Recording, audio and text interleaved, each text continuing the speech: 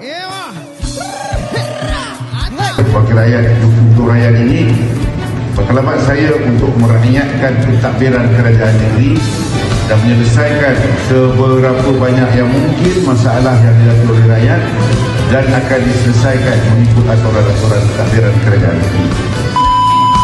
Assalamualaikum warahmatullahi wabarakatuh dan juga salam sejahtera kepada seluruh masyarakat di dalam Dom Beban. Pada 22 hari bulan 6 akan berlangsungnya majlis pembukaan wakil rakyat untuk rakyat khususnya di dalam Dom Beban.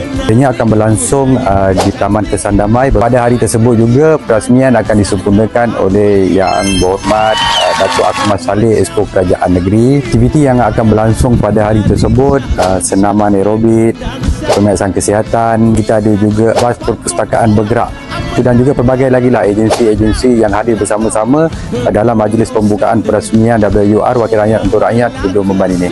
Saya jemput seluruh masyarakat di dalam Dom Beban datang beramai-ramai untuk kita sama-sama memeriahkan lagi dan juga mengambil input-input yang baik sempena berlangsungnya Wakil Rakyat untuk Rakyat di dalam Dom Beban.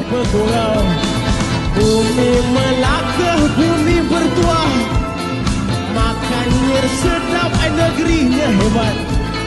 Umpama bijak laksana tua, gagah berani laksana